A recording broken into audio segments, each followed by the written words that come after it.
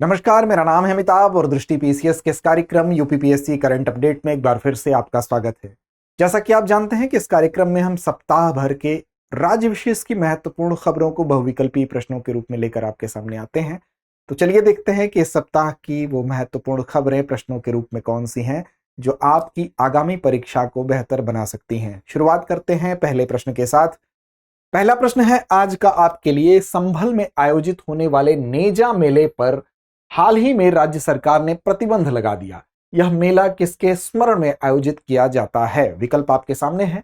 महमूद गजनवी, औरंगजेब, टीपू सुल्तान या सैयद सालार मसूद गाजी। तो दरअसल इसका सही विकल्प है आपका विकल्प डी, सैयद सालार मसूद गाजी के स्मृति में इस मेले का आयोजन होता है। और ये कहाँ होता है? तो संभल में अब तक हो रहा था और इसी पर राज्य सरकार ने हाल ही में प्रतिबंध लगा दिया। तो जाइए देखते हैं कि वास्तव में यह प्रतिबंध क्यों लगाया गया।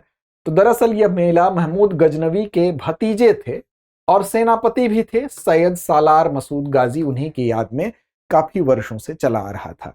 इस पर प्रतिबंध लगाए जाने का कारण यह कहा जा रहा है कि सांप्रदायिक रूप से ये जो, अगर देखा जाए ऐतिहासिक रूप से भी देखा जाए, तो एक आक्रमणकारी का ये सेनापति था व्यक्ति, और उसकी स्मृति पे अगर कोई मेला मनाया जा रहा है, लगातार ये परंपरा चली आ रही है, तो लॉ एंड ऑर्डर के लिहाज से भविष्य में ऐसी समस्याएं हो सकती हैं कि इस पर कुछ विवाद हो, इसलिए इस पर प्रतिबंध लगा दिया गया।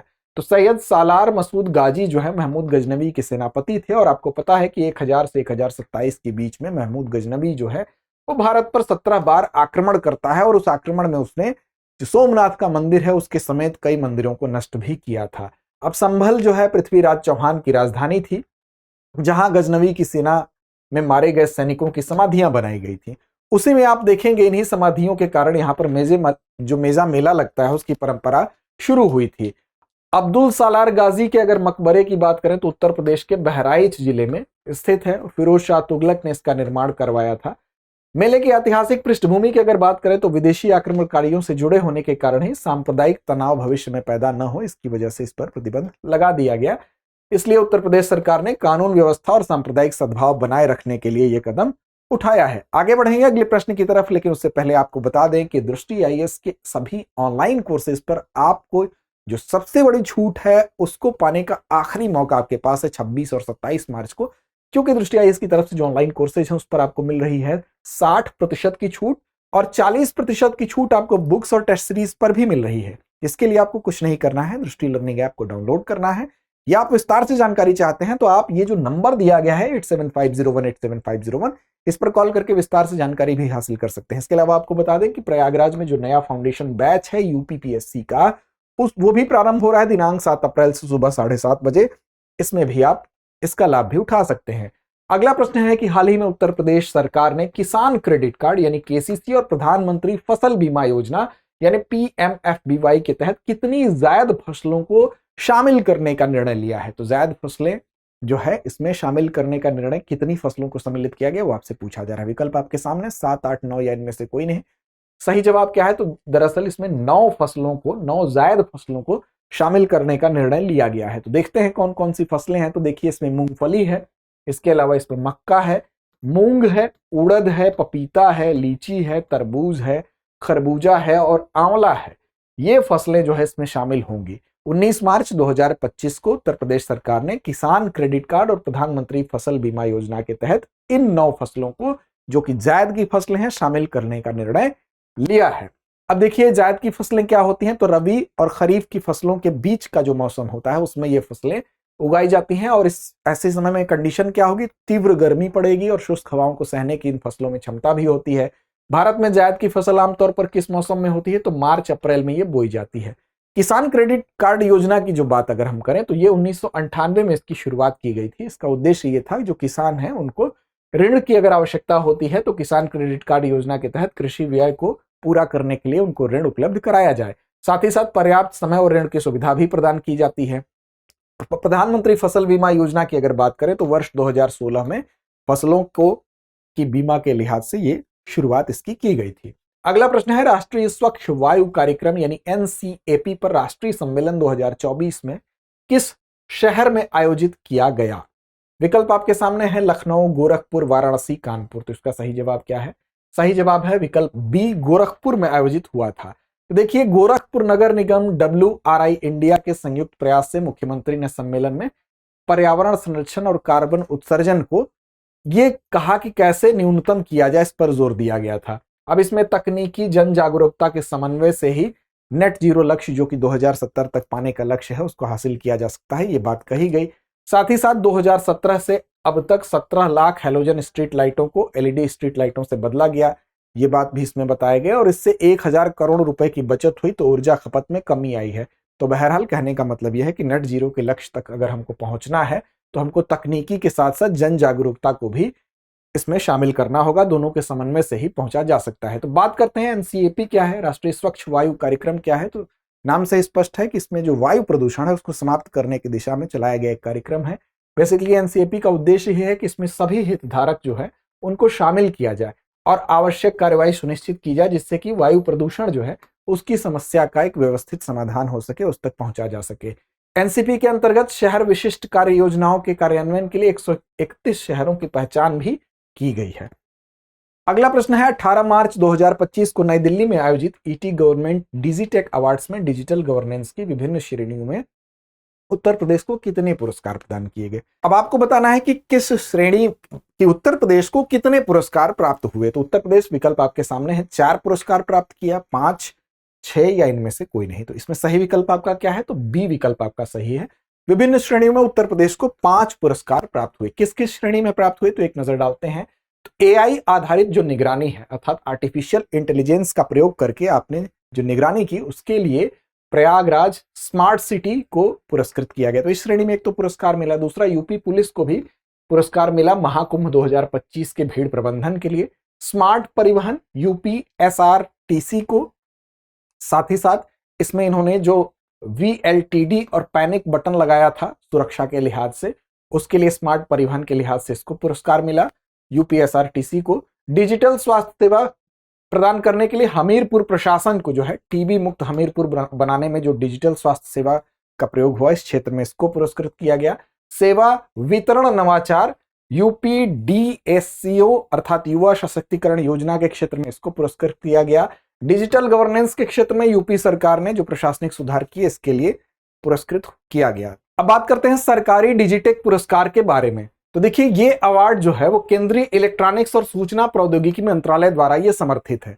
इसका मतलब कि कौन प्रदान करता है, तो ये अवार्ड केंद्रीय इलेक्ट्रॉनिक्स और सूचना प्रौद्योगिकी मंत्रालय इसको प्रदान करता है। और ये पुरस्कार उन लोगों को देते हैं मान्यता जिन्होंने सार्वजनिक सेवाओं में डिजिटल परिवर्तन को आकार देने में महत्वपूर्ण भूमिका निभाई। इसका मतलब कि डिजिटली जो चेंजेस हैं उनको लाने में कौन कितना बेहतर काम करता है उस क्षेत्र में, इसके लिए पुरस्कार ये दिया जाता है। इस कार्यक्रम में पूरे भारत में 30 विजेताओं को सम्मानित किया गया, जिसमें अलग अलग प्रदेशों के यहाँ पर नाम है, चाहे वो गुजरात, मध्य प्रदेश, राजस्थान, बिहार, तेलंगाना, उड़ीसा, केरल, त्रिपुरा, पश्चिम बंगाल, हरियाणा सहित कई राज्यों को विभिन्न श्रेणियों में पुरस्कृत किया गया, जिसमें कि उत्तर प्रदेश को 5 श्रेणियों में पुरस्कार मिला, जैसा कि पीछे आपको बताया गया। निम्नलिखित में से कौन सा सुमेल सही है, आपको बताना है। भारतीय सब्जी अनुसंधान संस्थान झांसी, बी कहता है भारतीय चारागाह एवं चारा अनुसंधान संस्थान वाराणसी, सी कहता है भारतीय कालीन औद्योगिक संस्थान भदोही और भारतीय हथकरघा तकनीकी संस्थान लखनऊ। तो देखिए, यहां पर सही सुमेल किसका है वो पूछा जा रहा है। तो सही सुमेल आपका है सिर्फ भारतीय कालीन औद्योगिक संस्थान भदोही का। अब बाकी सही विकल्प क्या है, तो भारतीय सब्जी अनुसंधान संस्थान झांसी में नहीं है, बल्कि कहां पर है, वाराणसी में है। भारतीय चारागाह एवं चारा अनुसंधान संस्थान तो ये आपका झांसी में है, और भारतीय हथकरघा तकनीकी संस्थान जो लखनऊ आपका दे रहा है वो लखनऊ में नहीं होकर वो कहां पर है, तो वो है चौकाघाट वाराणसी में। तो चारों के सही विकल्प क्या है, भारतीय सब्जी अनुसंधान संस्थान वाराणसी हो गया, भारतीय चारागाह एवं चारा अनुसंधान संस्थान झांसी हो गया, भारतीय कालीन औद्योगिक संस्थान भदोही जो कि एक सही सुमेल दिया हुआ है, और भारतीय हथकरघा तकनीकी संस्थान चौकाघाट वाराणसी में स्थित है। तो इस लिहाज से आपका विकल्प सी सही था केवल। अगला प्रश्न है, उत्तर प्रदेश में कुल विद्युत उत्पादन का सही क्रम कौन सा है, मतलब किससे सबसे ज्यादा विद्युत उत्पादन, फिर उसके बाद। इस लिहाज से सौर विद्युत, परमाणु जल विद्युत, तापीय विद्युत। दूसरा है समूह जल विद्युत, तापीय विद्युत, परमाणु सौर विद्युत। तीसरा कहता है सी विकल्प तापीय विद्युत, जल विद्युत, परमाणु सौर विद्युत। और डी विकल्प कहता है परमाणु सौर विद्युत, जल विद्युत और तापीय विद्युत। तो देखिए, इसमें सर्वोत्तम विकल्प जो है, सबसे सही जो है वो सी है। तापीय विद्युत से सबसे ज्यादा बिजली का उत्पादन, होता है उत्तर प्रदेश में, उसके बाद जल विद्युत से, उसके बाद परमाणु और तब सौर विद्युत। तो इस लिहाज से सी विकल्प सही है। आगे अगर देखें इस पर व्याख्या पक्ष को, तो उत्तर प्रदेश विद्युत नियामक आयोग का गठन 1998 में हुआ था, इसको भी आप याद रखेंगे। और राज्य में अगर एनटीपीसी की गैस आधारित तापीय परियोजनाओं को देखें तो उनकी संख्या 3 है, औरैया, आंवला और दादरी में। ये क्या है यहाँ पर, तो एनटीपीसी की गैस आधारित तापीय परियोजना है। और राज्य की सबसे पुरानी तापीय परियोजना कहाँ है, तो हरदुआगंज में सबसे पुरानी तापीय परियोजना है 1942 की। इसके अलावा राज्य में एकमात्र परमाणु विद्युत केंद्र जो है स्थापित किया गया है कहां पर, नरोरा बुलंदशहर में 1991-92 में स्टैब्लिश हुआ था।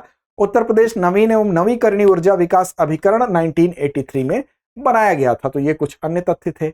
अगला प्रश्न है, उत्तर प्रदेश में 25 मार्च से लेकर 27 मार्च 2025 तक किस उत्सव का आयोजन किया जाएगा। विकल्प आपके सामने है, ए कृषि महोत्सव, बी विकास उत्सव, सी पर्यटन उत्सव या डी सांस्कृतिक महोत्सव। तो देखिए 25 से 27 मार्च 2025 को आयोजित होगा जो उत्सव, उसका नाम है विकास उत्सव। तो बी विकल्प आपका सही हो जाएगा। व्याख्या पक्ष को देखिए, तो देखिए यहां पर ये जो विकास उत्सव मनाया जाएगा कि कहां मनाया जाएगा, ये भी प्रश्न ध्यान रखिएगा। तो ये जिला मुख्यालयों पर मनाया जाएगा और सभी जिला मुख्यालयों पर। कब मनाया जाएगा, तो 25, 26 और 27 मार्च को मनाया जाएगा। इसका नाम क्या होगा, तो नाम विकास उत्सव होगा। ये आयोजन होगा, इसमें क्या होगा, तो महिलाएं, किसान, युवा, कारीगर, उद्यमी, इन सारे लोगों को सम्मानित किया जाएगा। इस आयोजन में केंद्र सरकार के 10 और राज्य सरकार के 8 वर्षों की जो उपलब्धियां हैं उनको जनता के सामने भी रखा जाएगा। तो आप कह सकते हैं विभिन्न क्षेत्रों के जो लोग हैं उनको सम्मानित करने के साथ साथ केंद्र सरकार और राज्य सरकार की उपलब्धियों को जनता के सामने रखा जाएगा। अगला है, निम्न में से कौन सा संस्थान कानपुर में स्थित नहीं है। विकल्प ए सेंट्रल इंस्टीट्यूट फॉर सब ट्रॉपिकल हॉर्टिकल्चर, विकल्प बी नेशनल शुगर इंस्टीट्यूट, विकल्प सी भारतीय दलहन अनुसंधान संस्थान और विकल्प D Indian institute of technology. अब देखिए इसमें कानपुर में स्थित कौन सा नहीं है, ये आपसे पूछा जा रहा है।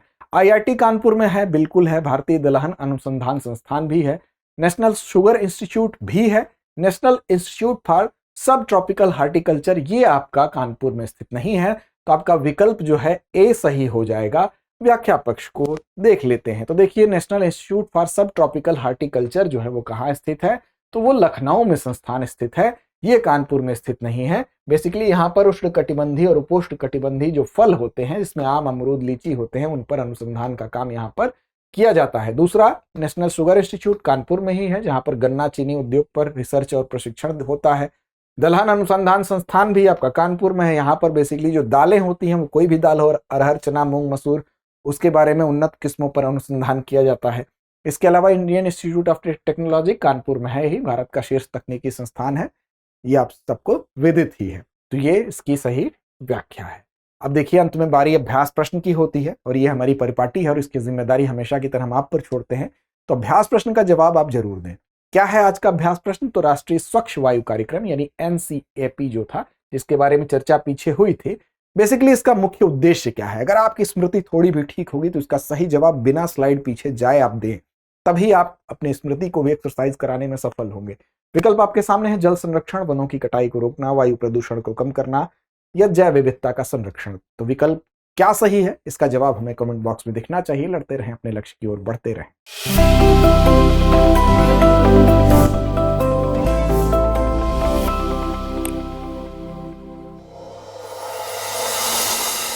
डियर व्यूअर्स, अपने एग्जाम की तैयारी को और बेहतर करने के लिए हमारे चैनल को लाइक, शेयर और सब्सक्राइब करना न भूलें।